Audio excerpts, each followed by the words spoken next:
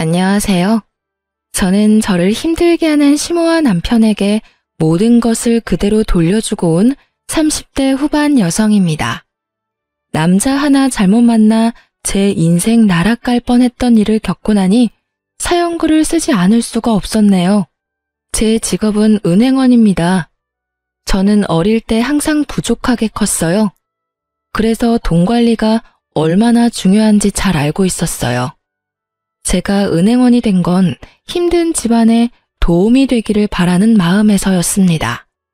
그렇게 은행에 취직하고 2년 뒤부터는 친정 집안 돈 관리는 제가 도맡아 했습니다.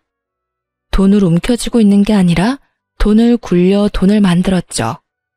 좋은 상품과 재테크 방법을 빠르게 접할 수 있었기에 가능한 일이었습니다. 그리고 친정집은 제 덕분에 목돈을 모을 수 있었고 친정 부모님은 그런 저에게 엄청 감사해 하셨어요.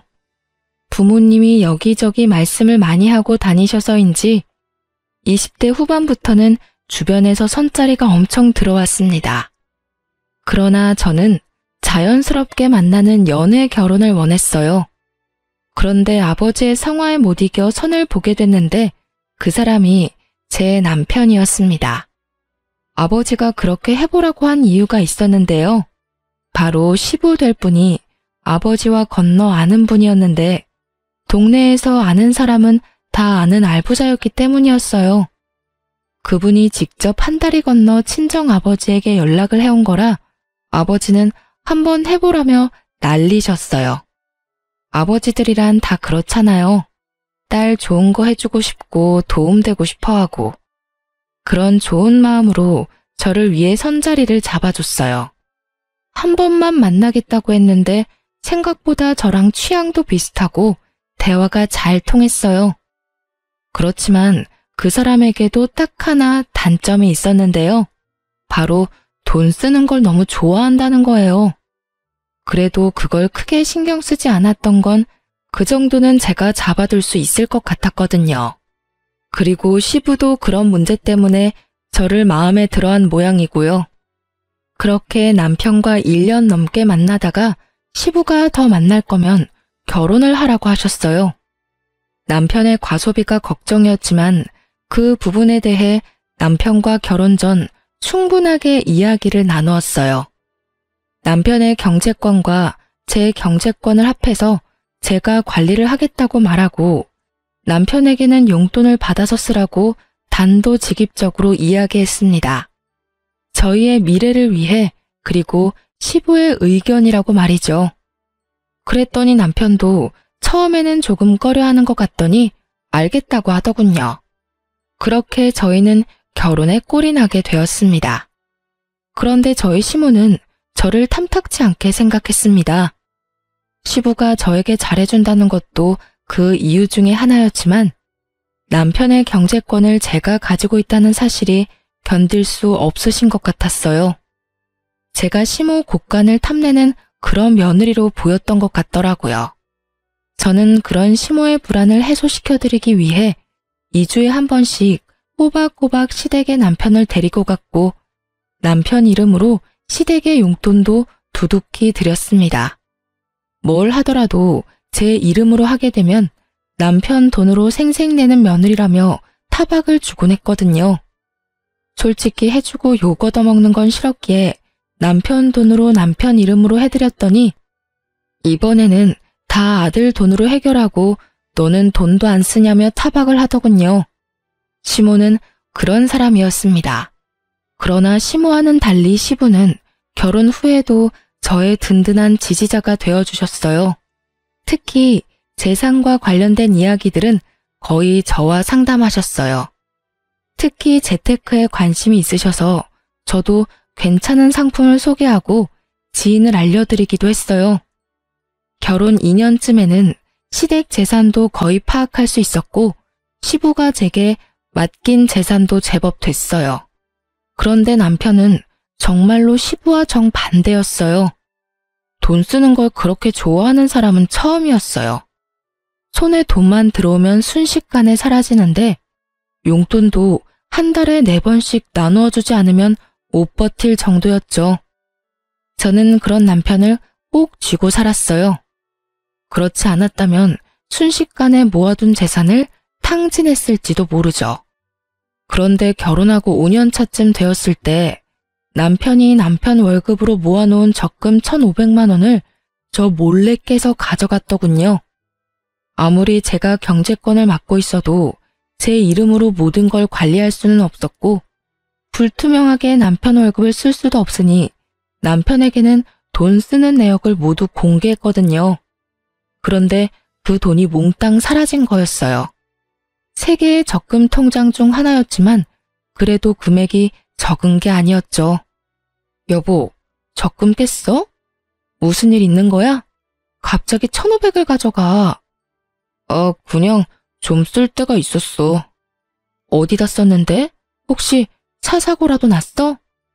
그런 거 아니야. 피곤하니까 먼저 잘게. 어디다 썼는지 알기라도 하면 마음이 좀 개운해질 텐데 남편은 어디다 썼는지도 알려주지 않았어요.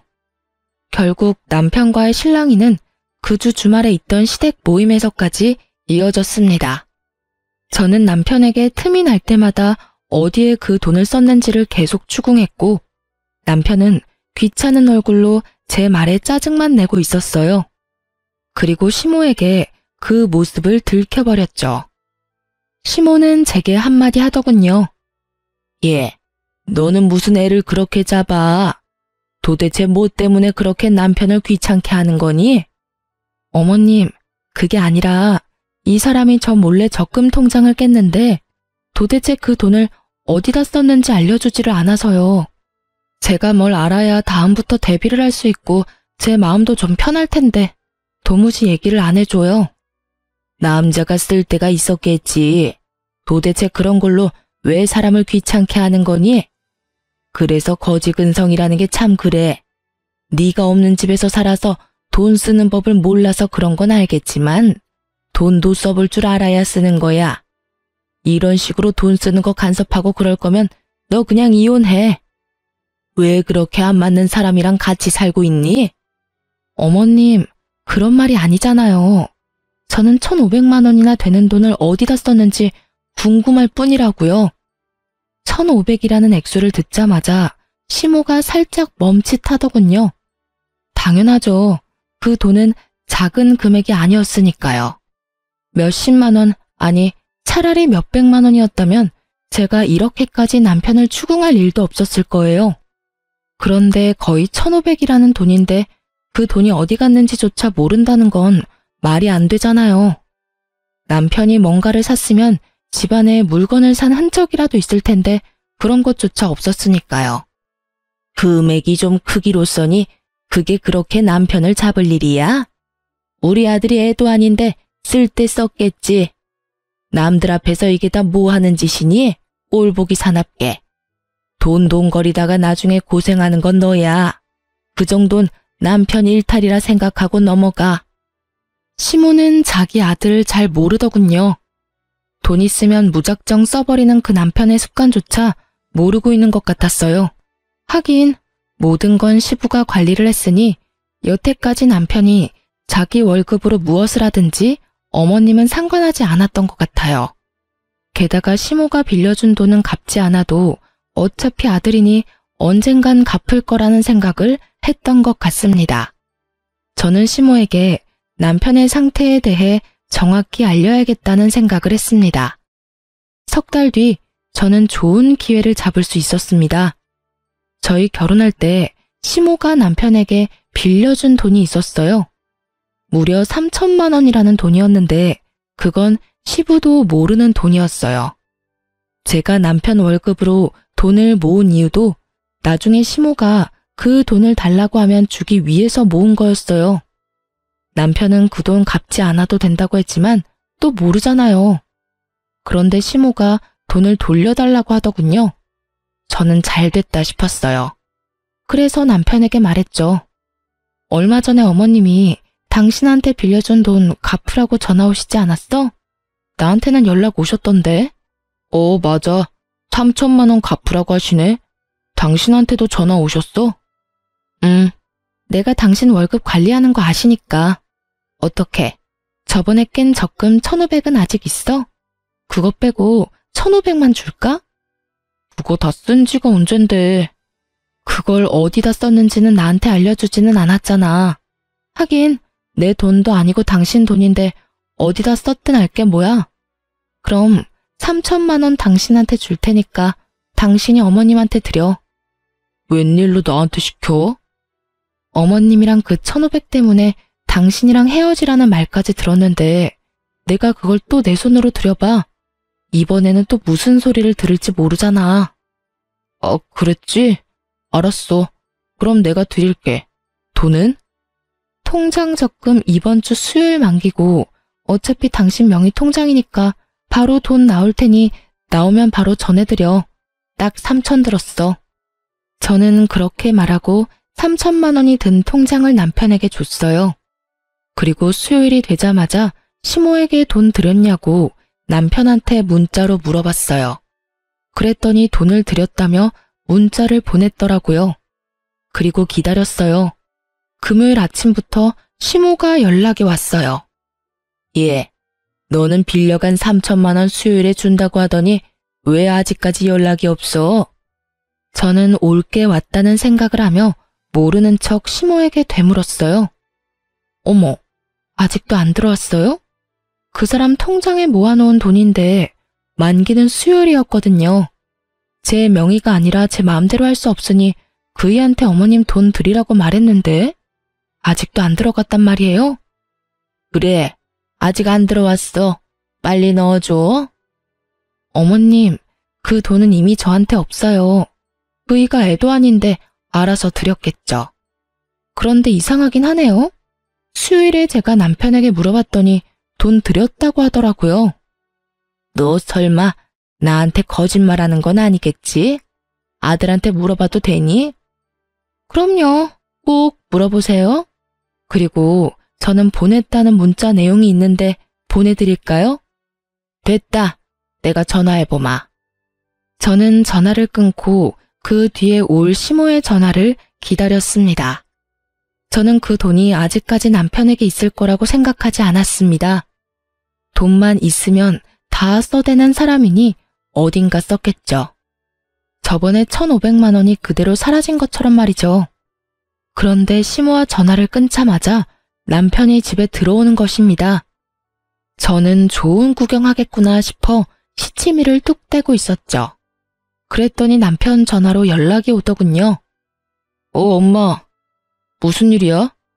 그거? 좀만 기다려주면 안 돼? 아직 돈이 안 나와서. 뭐? 그렇게 말하면서 남편이 제 눈치를 보더군요. 저는 왜 그러냐는 눈빛으로 남편을 바라보았습니다. 남편이 한숨을 푹 내쉬더니 말하더군요. 혹시 오늘 엄마 전화 받았어? 응, 전화 받았어.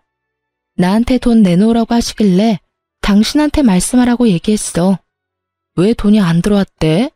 당신 돈 드렸다고 했잖아. 그게 혹시 적금 해놓은 거 더 있어? 그런 게 어딨어? 당신이 1,500 그때 가져다 쓰고 이번에 남은 게 마지막이야. 이제 더 이상 모아놓은 돈도 없어. 왜 그러는 건데? 어머님이 대체 왜 전화하셨는데? 아무것도 아니야. 그런데 아무것도 아니라는 남편의 말과는 달리 시모는 제게 전화를 했어요. 그래서 저는 남편 앞에서 스피커폰으로 전화를 받았죠. 네, 어머님. 무슨 일로 전화하셨어요? 그이한테 전화는 해보셨어요? 너 도대체 중간에서 무슨 짓을 한 거야? 왜 애가 돈이 없다 그래? 만기가 다 됐다면서. 그런데 왜 아들이 돈이 안 나온다고 하는 거냐고. 이상하네요. 지금 그이랑 같이 있는데. 그이한테 다시 한번 물어보시겠어요? 제 말에 남편이 난처한 표정을 짓더군요. 거짓말을 하려고 했는데 딱 들킨 거죠. 당신 어머님한테 돈 안 드렸어? 무슨 일이야? 만기 수요일이라고 내가 말했잖아. 그게... 엄마, 내가 나중에 준다고 얘기했잖아요. 왜 전화까지 해서 이 난리야? 설마 너 그 돈 다 쓴 거니? 3천만 원이나 되는 큰 돈을? 그러면 남아있는 거라도 내놔. 남편이 잠시 망설이더니 좀만 기다려줘 라고 말하더군요. 야, 너 진짜로 다 쓴 거야? 너 도대체 뭐 하고 다니는 건데? 너 그게 어떤 돈인 줄 알고 쓴 거야? 그냥 준 거라고 생각하면 되잖아. 결혼할 때 부모님이 도와주는 집도 많은데 그런 거라고 생각해. 왜 그걸 악착같이 다 받으려고 해? 너 그걸 지금 말이라고 하니? 우리가 너 결혼할 때 준 게 얼마나 많은데. 지금 너희 살고 있는 집도 너희 아버지 명의로 된 아파트잖아. 결혼할 때 돈 없이 결혼한 주제에 엄마한테 빌려간 돈까지 지금 네가 다 써버렸다. 이 말이니? 결국 남편과 시모는 서로 탓을 하며 싸우기 시작했고, 남편은 배째라는 식으로 담담하게 시모의 말에 별거 아니라는 듯 말하더군요. 결국 자신의 잔소리가 아들에게 통하지 않았다는 것을 안 시모가 먼저 전화를 끊었습니다. 당신은 도대체 그 돈 다 어디다 쓴 거야? 저번에는 그냥 넘어갔지만 이번에는 그냥 못 넘어가. 나한테 이야기 안 해주면 나 이번 일 아버님한테 말할 거야. 아버지한테는 얘기하지 마. 내가 곧 다 설명할게. 나도 그냥 막 쓴 거 아니야. 당신한테 충분히 설명할 수 있으니까 몇 개월만 기다려줘. 몇 달만 지나면 말할 수 없는 일도 말할 수 있게 되나요? 그렇지만 말을 해준다니 기다려보기로 했습니다. 하긴 그 사람 말대로 그 돈이 제 돈인가요? 본인 돈이지. 잠시 동안의 평화가 지속되었습니다. 그러나 그것도 몇 달 가지 않더군요. 시부가 그 사건에 대해 알게 되었거든요. 시모가 시부가 있는 곳에서 절대로 남편에게 돈을 달라고 말하지 않은 이유는 시부 때문이었는데 시댁 이사를 하려던 도중에 드러나게 됐어요. 하루는 시부에게 연락을 받아 시댁으로 향하고 있었습니다. 시댁에서 부르는 일이 많지 않았는데 시부가 부른다니 약간 걱정이 되기도 했습니다. 웬만하면 잘 부르시지 않고 볼 일이 있어도 밖에서 보는 걸 더 좋아하시는 분이셨거든요. 제가 갔더니 발등에 불이 떨어진 건지 침울한 표정의 시모와 화가 잔뜩 나 얼굴이 붉어진 시부의 모습이 보였습니다. 야, 너 엄마한테 받은 돈 어디 갔어? 시부의 그 말에 남편이 뚱한 표정으로 대답했습니다. 아버지가 그걸 왜 물어요? 엄마가 빌려준 건데. 저희끼리 알아서 할게요. 너 그게 도대체 어떤 돈인지 알고는 있냐? 그 돈, 네 엄마가 우리 집 담보로 대출받은 돈이라고. 너 대체 그 돈을 다 어디다 썼어? 그제야 남편의 표정이 하얗게 질리기 시작했습니다. 시모의 얼굴이 하얗게 질린 것도 그제야 이해가 갔죠. 아버지, 그게 있잖아요. 사실 그 돈은, 제가 다 썼어요. 남편의 이실직고에 시부의 얼굴이 새빨개지더니 갑작스레 시부가 뒤로 넘어가 버렸습니다. 그리고 그 순간부터는 아수라장이었어요.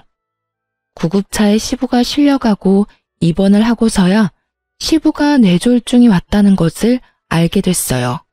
평소 고혈압이 있으셨는데 그날따라 남편 일 때문에 약도 못 드시고 화가 나서 남편을 추궁하다가 혈압이 갑자기 오른 것 같다고요. 그런 일이 있으니 남편은 고개도 들지 못하고 있었습니다. 그렇지만 이 와중에 시모는 남편이 아닌 저의 탓을 하더군요. 네가 문제야. 네가 중간에서 잘 해결했으면 이런 일이 없었잖니?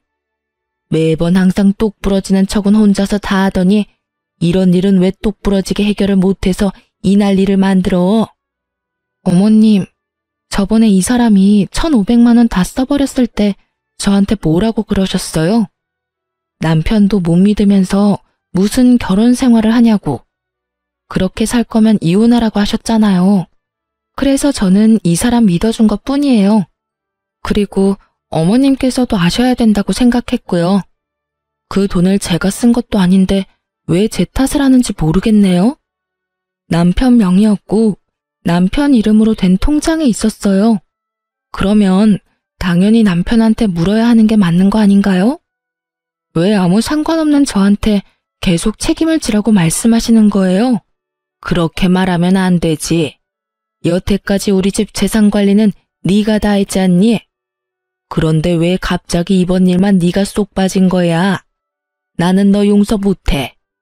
그러니까 네가 책임지고 네 시아버지 돌봐라. 집 팔고 들어와서 시아버지 수발 들어. 다 늙은 내가 해야겠니? 몇십 년이라도 팔팔한 네가 해야지. 합가요? 아버님이 아프시면 전문 병원에 맡기는 게 맞는 거고 합가를 하지 않아도 아버님을 충분히 돌볼 수 있어요. 왜 굳이 합가를 하시라고 하는 건지 모르겠네요. 그리고 누누이 말하지만 돈을 쓴 건 제가 아니에요. 어머님이 저한테 뭘 원하는지는 모르겠는데 그런 걸 원하시기 전에 아들하고 이야기를 더 해보세요. 그 1,500, 3,000 어디다 썼는지요. 남편이 그 돈 몰래 안 썼으면 아버님 쓰러질 일이 있었겠어요? 그리고 당신이 이야기해봐. 왜 당신이 저지른 일 때문에 내가 이렇게 스트레스를 받아야 해? 나는 이런 식으로 합가하는 건 원하지 않아. 아버님이 아프셔서 내가 정말로 집에서 수발을 들어야 한다면 모르겠지만 지금 당장 병원에 있으셔야 하는데 왜 합가를 해? 우리 집에서도 충분히 가능한 일인데. 당신 진짜 너무 뻔뻔한 거 아니야? 어떻게 아버지가 아프신데 돈 얘기만 할 수 있어. 그리고 합가를 안 하겠다는 건 아버지 수발을 들지 않겠다는 얘기잖아. 집에서 들든 시댁에서 들든 아무 상관없으면 시댁에서 들어도 되는 거잖아. 네가 합가 반대하면 난 너랑 이혼할 거야. 어차피 우리 사이에 아이도 없잖아. 이상한 생각이 들었습니다. 남편이 왜 저렇게 뻣뻣하게 나오는 거죠? 지금 당장 저와 시부에게 빌고 빌어도 모자랄 판에 이혼을 하자고 하다니요. 저는 당황스러워서 남편에게 물었습니다. 설마 지금 당신 나하고 이혼하자고 이야기하는 거야? 그래. 합가 안 할 거면 이혼해. 당신한테 정말 실망했어. 아버지 아픈데 어떻게 그런 말을 할 수가 있어? 우리 아버지한테 이쁨 받은 건 당신이잖아. 그러고는 남편이 자리를 떠버리더군요. 저는 남편 몰래 사람을 써서 뒤를 캤어요. 그런데 깜짝 놀랄 만한 소식을 듣게 됐어요. 남편에게 다른 여자가 있었습니다. 숨길 생각도 없이 만나고 있더군요. 게다가 바람피는 여자는 제가 아는 사람이었습니다. 제 건너 지인이었거든요. 평이 그렇게 좋은 사람은 아니었습니다. 친구 말로는 상여우라고 하더군요.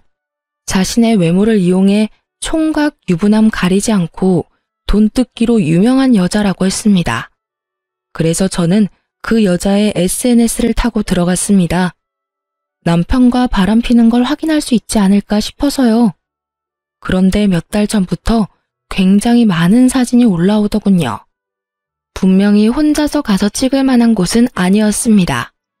게다가 남편이 적금을 깬 그날 올라온 사진을 보니 100일 선물로 받은 명품 가방 사진이라며 사진을 떡하니 올려놨더군요. 그제서야 감이 딱 왔습니다. 이 남자가 이 여자 명품백을 주려고 적금을 깼구나 하고요. 그리고 3천만 원의 행방도 안 봐도 뻔했던 거죠. 제 남편과 그 여자가 사귀는 동안 그 여자의 사진에는 온갖 종류의 명품들이 다 올라왔습니다. 비싸고 유행하는 물건들. 그걸 보고 저는 정이 확 떨어졌어요. 저와의 결혼 기념일에는 케이크 하나 사준 적 없는 사람이었습니다.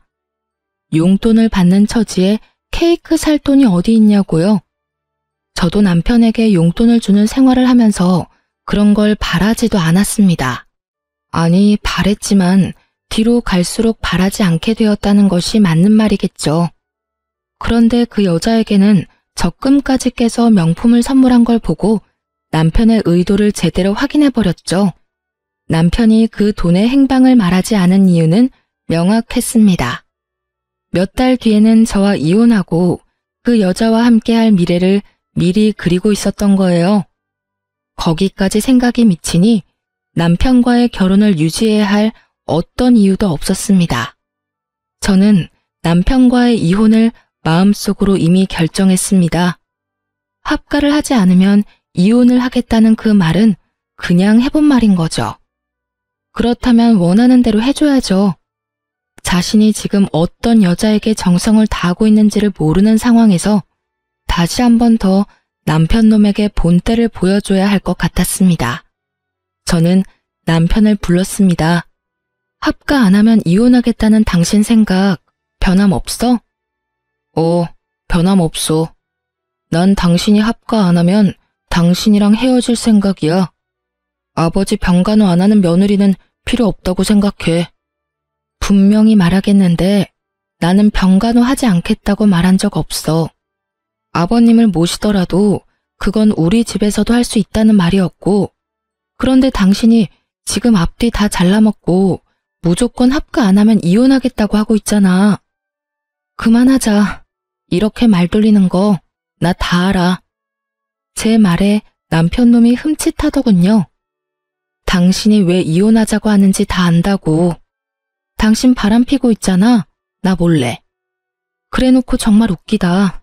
아버님 핑계 대면서 이혼하자고 하는 거야? 차라리 솔직하게 말하지 그랬어. 다른 여자랑 같이 있고 싶으니까 이혼하자고. 무슨 말이야? 내가 무슨 바람을 피워? 바람 안 핀 걸로 하고 싶니? 그러면 그렇게 해. 어머님한테는 말하지 않을게. 그렇지만 나는 내가 유책 배우자로 이혼할 생각은 전혀 없어. 변호사 사서 소송할 거고 당신이 나를 이용하도록 놔두지는 않을 거야. 어머님한테 말하는 건 당신한테 맡길게. 그리고 제 말을 듣던 남편은 웬 떡이냐 싶은 표정으로 웃고 있더군요. 하긴 쉽게 이혼해주는 것 같아서 기분이 좋았겠죠. 하지만 저는 쉽게 이혼해줄 생각은 전혀 없었습니다. 그리고 이혼 소식을 시모가 들었는지 저에게 전화가 왔더군요. 너 이러는 거 아니다. 네 시아버지 아파서 누워 계시는데 어떻게 지금 이 상황에 이혼을 이야기하니? 너 설마 아버지 수발 들기 싫어서 이혼하자고 하는 거니? 그런 거 아니고 이혼은 그 사람이 먼저 이야기를 했고 저는 합가를 들지 않아도 아버님 수발을 들겠다고 분명히 말했어요. 그거를 받아들이지 않은 건 남편이고요. 그러니까 하고 싶은 말이 있으시면 아드님한테 하세요. 이 모든 게 남편 계획이니까요. 너 이렇게 헤어진다고 해서 너 혼자 잘 먹고 잘 살 수 있을 거라고 생각했어? 주변에서 너 시아버지 수발 들기 싫어서 이혼한 거라고 소문 다 나면 좋은데 시집이라도 갈 수 있을 것 같아? 네가 우리 아들만큼 괜찮은 남자를 어디 가서 만나니? 그러니까요. 늙어서 혼자 죽어도 상관없으니까 어머님, 아드님 같은 분하고는 같이 살기 싫어요. 그리고 아들한테 무슨 소리를 들었는지 모르겠지만 제 남편이 먼저 바람나서 저한테 이혼하자고 한 거거든요. 좋으시겠어요. 여우 같은 며느리 맞이하게 되셔서.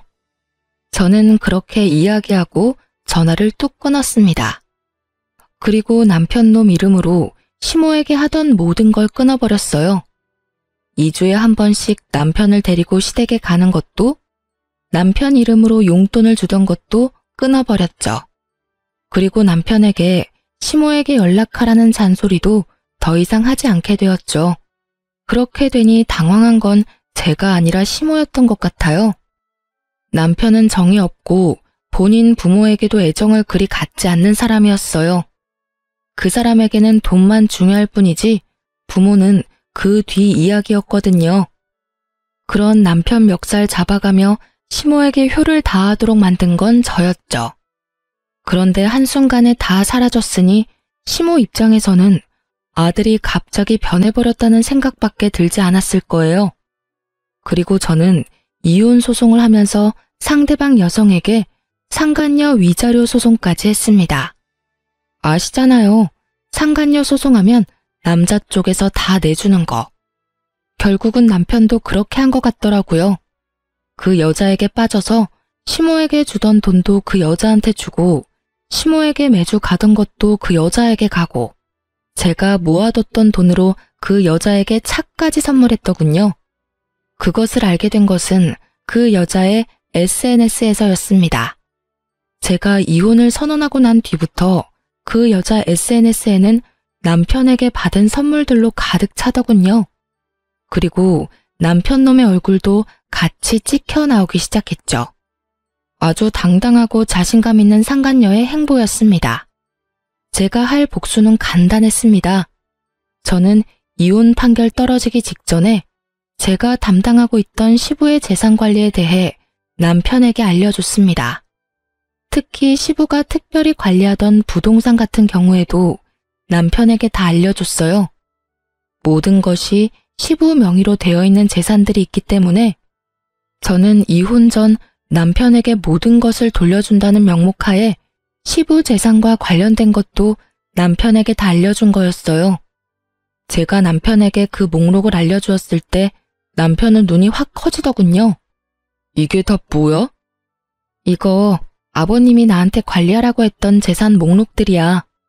아버님 명의로 되어 있으니까 내가 가지고 있어봤자 아무 소용없고 어차피 당신과 나 이혼할 건데 이런 거 가지고 있다가 이혼할 때 또 무슨 소리 들을지 모르니 깨끗하게 다 당신한테 돌려주는 거야. 원래라면 아버님한테 돌려드려야 하는데 아버님 상태가 지금 좋지 않으시잖아. 그러니까 당신이 책임지고 관리하고 어머님한테도 말씀드려. 난 당신과 이혼하면 이 일에서 완전히 손 뗄 테니까.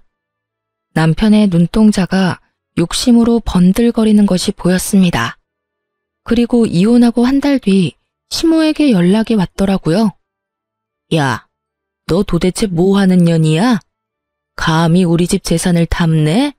돈 다 어디다 빼돌렸어? 악에 가득 받쳐 화를 내는 시모의 목소리에 저는 태연히 말했습니다. 도대체 무슨 돈을 말씀하시는 거예요? 재산이라니. 저는 아는 바가 전혀 없습니다. 네가 모르는 게 어디 있어? 우리 남편이 너한테 재산을 다 맡겼는데 그 재산들이 지금 하나도 없잖아. 지금 통장에 땡전 한 푼이 없어. 네가 다 가져간 거지? 제가 관리하던 건 남편에게 모두 다 줬어요. 제가 가지고 있을 필요가 없으니까요. 이미 남남인데 제가 가지고 있으면 그거야말로 범죄죠. 제가 변호사 입회하에 남편에게 모조리 다 돌려줬어요. 그러니까 하고 싶은 말이 있으시면 아들한테 하세요. 저한테 전화하실 게 아니라. 뭐? 너 설마 진짜로 우리 아들한테 그 돈을 다 줬니? 네. 아버님 그렇게 되고 후견인이 남편밖에 없잖아요. 그래서 준 거예요. 네가 지금 정신 나간 짓을 했어. 너 지금 집이 어떻게 돌아가는지 아니? 부동산에 적금에 병원비까지 탈탈 털렸어. 그리고 나랑 남편이 내는 보험까지 다 해지하고 해지 환급금까지 아들이 다 가져갔더라. 너 어떻게 이럴 수가 있어? 네가 그걸 우리 아들한테 주지 말고 나한테 줬어야지. 왜 그걸 아들한테 줬냔 말이야? 이상하네요. 어머님이 저번에 그러셨잖아요. 아들이 애도 아니고 뭐가 그렇게 못 믿겠냐고요. 그래서 돌려드린 것 뿐이에요. 그리고 어머님한테 돌려드릴 수도 없는 노릇이었어요. 저랑 그 사람 이혼한다고 어머님이 저한테 얼마나 화를 많이 내셨어요? 제가 어머님하고 이야기를 하고 싶었겠어요? 너 설마 우리한테 엿먹이려고 지금 이런 짓 하는 거니? 너 우리 돈 다 털리라고 아들한테 돈 쥐어준 거야? 어머님, 아들을 좀 믿으세요. 항상 저한테 하시던 말씀이었잖아요. 아드님이 뭐 별다른 짓 했겠어요? 알아서 잘 썼겠죠. 필요한 곳에. 지금 그게 아니니까 너한테 하는 말이잖아. 내가 아픈 남편 수발드는 와중에 지금 이런 일까지 당해서 정신이 없어. 병원비를 내려니 통장에 땡전 한 푼도 없고 왜 그 돈을 아들한테 준 거야? 아, 내가 못 살아. 그 새끼가 돈을 얼마나 펑펑 쓰는지 네가 잘 아는데 왜 그걸 줬단 말이야. 아이고, 내 돈. 아이고, 내 돈. 그걸 저한테 말씀하셔도 저와는 상관없는 일이에요. 저는 제가 왜 이런 전화를 받아야 되는지도 모르겠고요. 제가 할 일도 끝났고 서로 간에 해결해야 될 문제도 다 끝났어요. 이혼 판결 나왔고 그리고 그 사람이 바람 펴서 이혼하는 바람에 유책 배우자 돼서 저한테 위자료도 지급해야 했죠. 다행히 아닐 수 없네요. 그래도 위자료는 제대로 들어왔거든요. 상간녀 위자료도 잘 들어왔더라고요. 전 남편이 대신 내줬나 봐요. 그 돈이 어디서 났는지는 잘 알겠네요. 여하튼 저는 할 얘기 없으니까 앞으로 저한테 전화하지 말아주세요. 전화를 끊으려는데 갑자기 울먹거리는 시모의 목소리가 들려왔습니다. 며느라가 미안하다. 내가 잘못 생각했어. 너랑 우리 아들이 헤어지는 게 맞다고 생각했는데 그게 아니었다. 그 상간녀는 우리 집에 들어와서는 안 돼. 그동안 네가 얼마나 고생했는지 내가 이제 알겠다. 이제 알았어. 네가 잘해준 것도 모르고 내가 그렇게 굴어서 정말 미안했다. 그러니까 제발 돌아오지 않을래? 우리 아들이 정신이 나갔나 봐. 그 여자한테 정신이 팔려서 부모를 내팽겨쳐두고 보살피지도 않고 있어. 게다가 집안에 있는 돈은 씨가 다 마를 정도야. 제발 부탁이다. 돌아오면 안 되겠니? 저는 그 말에 대꾸도 하지 않고 끊어버렸어요. 들려오는 소문에 의하면 시모는 그날 쓰러진 뒤로 병원 신세를 지고 있고 남편과 상간녀는 결혼식을 위해 열심히 돌아다니고 있다고 하더군요. 시부가 쓰러지든지 말든지 시모가 쓰러지든지 말든지 아무 상관없이 열심히 비싸고 좋은 거 구경하면서 돌아다녔더군요.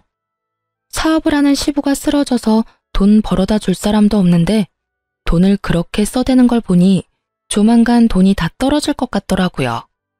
게다가 시모 성격도 보통이 아니잖아요. 남편이 결혼하겠다고 데려온 예비 며느리를 가만히 둘 성격은 아니었습니다. 그렇지만 이 모든 것들은 제가 신경 쓸 일이 아니었습니다. 저는 이미 헤어진 사람이고 이혼을 했으니까요. 그들의 일은 그들에게 맡기는 게 현명한 일이겠죠. 이렇게 저는 남편과 헤어지고 새로운 인생을 살게 되었습니다. 그렇게 이혼하고 2년 뒤에 시모와 남편을 만나게 됐어요. 최근이었어요. 장소는 바로 변호사 사무소였습니다. 뜬금없는 장소에서 정말 우연히 마주친 저는 아무 말 없이 지나려고 했는데 시모가 제게 말을 걸어오더군요. 너도 이제 개인 회생하러 왔니? 아니면 파산? 내가 그렇게 너한테 울면서 매달렸는데도 너 정말 매정하게 우리 버리고 갔더라. 네가 아들이랑 이혼하는 바람에 집안이 풍비박산이 났어. 결혼했으면 끝까지 남편을 책임졌어야지. 뭐하러 남편 내버려뒀다가 집안을 엉망진창으로 만들어. 네가 우리 아들을 망쳐놨어. 이게 전부 다 네 탓이야. 그래, 우리 이렇게 만들어 놓고 너는 편하게 살 줄 알았니? 너도 봐, 개인 회생하러 왔잖아. 2년이 지났는데도 여전하시더라고요. 미안하다고 했던 건 거짓말이었나 봅니다. 제가 뭘 잘못했어요? 말해보세요. 제가 잘못해서 이혼했나요? 저 사람이 다른 여자 만나면서 돈 쓰느라 이혼하게 된 건데 모두 제 탓이라고요? 제가 그렇게 할 이유가 전혀 없잖아요. 저는 아버님 재산을 불리려고 노력했으면 했지 이런 소리 들을 만큼 나쁜 짓 한 건 없어요. 내가 모를 줄 알았니? 우리 아들이 너한테 그렇게 돈을 많이 썼다며? 네가 그렇게 사치스러웠다는데 우리 집안 돈 네가 가져간 거 맞잖니? 돈 관리한다는 명목으로 네 재산 가져간 것도 너지? 시모가 하는 어이없는 말에 저는 전 남편 놈을 쳐다봤습니다. 전 남편 놈은 다른 곳을 쳐다보며 제 눈을 바라보지 않더군요. 자기 잘못을 끝까지 반성하기는커녕 제게 뒤집어 씌우는 걸 보며 저는 화가 났습니다. 제가 남편에게 무언가를 많이 받아봤다면 그런 말을 들어도 할 말이 없었을 거예요. 그런데 저런 남편에게 결혼 기념일 선물도 받아본 적이 없거든요. 저는 시모에게 어이없다는 듯이 말했습니다. 저 남자가 무슨 말을 어떻게 했는지 모르겠지만 저는 남편에게 결혼 기념일 선물도 받은 적이 없어요. 제가 용돈을 주는 생활을 하다 보니 남편이 그러더군요. 용돈 받는 처지에 선물은 못 산다고요.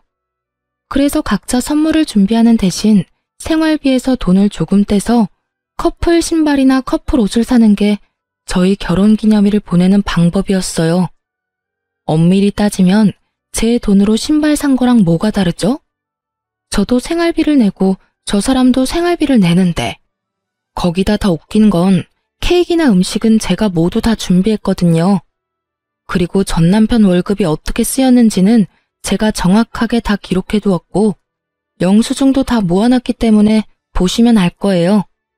그거를 안 보시고 지금 여기 와서 저한테 이런 말 하시는 건 말이 안 되죠. 그리고 어머님은 제가 그 돈을 다 썼다고 생각하는데 어머님 예비 며느리가 그 돈을 다 쓴 거예요. 아니지. 지금은 예비 며느리가 아니라 며느리겠네요. 재혼했잖아요.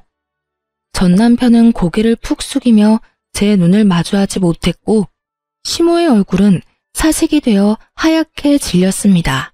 그걸 보니 상간녀와 남편이 잘 되지 않았다는 걸 짐작할 수 있었습니다. 하긴 그렇게 돈을 좋아하는 여잔데 개인 회생이나 하는 남자와 만나고 있을 리 만무하죠. 저는 마지막으로 시모에게 팩트를 날렸습니다. 제가 전 남편과 처음으로 다투게 된 그 1,500만 원 사건, 그 1,500도 상간녀 가방 사는데 들어갔더라고요. 그 여자 SNS 확인해보니 그 적금 깬 날 1,000만 원 넘는 가방 자랑하려고 사진을 휘황찬란하게 올려놨더라고요. 전 남편이 어머님한테 돌려줘야 했던 3,000만 원도 그 여자한테 썼던 것 같던데 확인 안 해보셨나 보네요. 시모가 제 변명 아닌 변명을 듣고는 다 이해한다는 어조로 제게 비웃으며 말하더군요. 그래, 뭐든. 너도 지금 개인 회생하러 변호사 사무실 찾아왔는데 그런 너 붙잡고 이런 말 하는 것도 웃긴 일이지. 안 그러냐? 시모는 마지막까지 저의 자존심을 박박 긁으려는 듯 소리를 지르더군요. 그리고 그때 변호사 사무실에서 변호사가 나왔어요. 그리고 변호사가 저를 향해 여보라고 부르는 순간 그 공간이 싸늘하게 식었습니다. 여보, 서류 놔두고 간 거 있다고 해서 갖다 주러 왔어. 이거 맞지? 맞아. 고마워. 여기까지 오느라 고생했어. 조금 있다가 점심시간이니까 기다릴래? 같이 밥 먹으러 나가자. 제게 잠시만 기다려달라고 하던 남편이 대기하던 한 사람을 데리고 변호사 사무실로 먼저 들어갔어요. 저는 시모를 보며 웃었습니다. 저는 개인 회생하러 온 게 아니고 재혼한 남편 서류를 주러 왔어요. 무슨 착각을 하셨는지 모르겠지만 저는 개인 회생 파산과는 거리가 멀거든요. 알다시피 돈 관리는 철저하게 하니까요. 누구랑은 다르게요. 어쨌든 과거 이야기는 과거 이야기고 솔직히 말하면 저는 지금도 잘못 없다는 입장이에요. 여자한테 빠져서 저에게 이혼을 요구한 것도 남편이고 제가 시어머니에게 드리라고 했던 아버님의 재산을 다 탕진한 것도 남편이죠. 그리고 남편에게 그 어떤 선물도 받아본 적이 없는 것이 저예요. 무슨 탓이든 탓을 하고 싶으면 남편 상간녀한테 하세요. 얼마나 되는 돈을 탕진했든 그 여자가 다 가져간 거니까. 그렇게 말하고 뒤돌아 나가려던 제가 한마디 더 붙였어요. 아참, 그리고 저희 남편 실력 좋거든요. 그러니까 상담 잘하고 가세요. 2년 만에 재산 탕진한 거 보니까 참 딱하기는 하네요. 하늘이 무너져도 솟아날 구멍은 있다니 이야기 잘하고 상담 잘 받고 가세요. 그렇게 이야기하고 조금 뒤 남편이 사무실에서 나오면서 제 손을 잡았습니다. 상담이 많이 밀려서 미안해. 식사는 뭘로 할래? 뱃속에 있는 우리 아이는 뭘 좋아할까? 아이가 좋아할 만한 것으로 먹을까? 지금 우리 아이는 한식이 너무 먹고 싶대. 우리 맛있는 한정식 먹으러 갈까? 그래, 우리 여왕님이랑 우리 공주님이 원하는 건 뭐든 들어줘야지. 다정다감한 남편 덕분에 의도치 않게 금술 좋은 부부 모습을 보여주었더니 절 쳐다보는 표정에 부러움과 시기가 가득하더군요. 게다가 전 남편과 사이에는 가지지 못했던 아이까지 가지고 있으니 시모의 얼굴에는 짜증이 한가득이었습니다. 그러나 부끄러워서였는지 얼굴이 뻘겋게 돼서는 나중에 다시 오겠다며 나가버리더군요. 도망가는 두 사람의 모습을 보니 참으로 웃겼습니다. 상간녀가 없는 걸 보니 두 사람은 이미 찢어진 것처럼 보였어요. 나중에 들어보니 전 남편이 개털된 걸 알고 상간녀가 애저녁에 손절했더군요. 결혼하겠다며 드레스며 예식장이며 다 돌아다녀 놓고는 원하는 걸 얻지 못하니 순식간에 헤어졌더라고요. 그렇지만 상간녀도 이번에는 그 일에 대한 대가를 확실히 받았더라고요. 제 말을 들었던 시모가 상간녀를 쫓아다니며 아들이 준 돈 다 내놓으라며 가는 곳곳마다 따라다니며 괴롭혔다고 하더라고요. 결국 버티다 못한 상간녀가 전 남편에게 받은 물건들 중에 몇 가지를 되돌려줬다고 하더군요. 하지만 이미 중고가 된 상품들이었고 다시 되파는 것도 손해를 보는 것이었기 때문에 잃어버린 돈만큼 돌려받지는 못했다고 해요. 전 남편과 시모는 남편 사무소 앞에서 한바탕 싸운 모양이었습니다. 남편 회사 직원이 나중에 이야기를 해주더군요. 시모가 전 남편에게 너 때문에 우리 집안 돈의 씨가 말랐다며 너 어떻게 책임질 거냐고 아주 난리가 났다고 하더랍니다. 어디 가서 그런 여우 같은 여자한테 걸려가지고 잘 살고 있는 마누라를 내쫓아서 집을 상태로 만들었냐며 전 남편을 너덜너덜하게 만들었다고 하더군요. 그렇지만 전 남편도 참지만은 않았다고 해요. 이혼한다고 했을 때 좋아했던 건 엄마가 아니냐며 둘이서 또 그 앞에서 치고받고 싸우느라 한동안 통행에 방해가 됐을 정도라고 합니다. 그 이야기를 들으면서 둘 다 참 똑같은 사람이다 라는 생각을 했네요. 자기들이 뿌린 대로 거뒀을 뿐인데 둘 다 잘못했음에도 불구하고 서로 남탓만 하고 있으니까요. 저는 그런 사람들과 일찌감치 잘 헤어지고 새로운 남자와 잘 살고 있습니다. 재혼이라 좀 걱정스러웠지만 상대방도 재혼이라 조금은 덜 부담스러운 상황이었죠. 이제는 아이도 생기고 더 안정적이고 행복한 생활을 하고 있습니다. 솔직히 전 남편을 생각하면 아직도 짜증나고 부끄럽고 지워버리고 싶은 기억이라고 생각하고 있지만 그 일이 없었다면 제가 이렇게 빠져나올 일도 없었겠죠.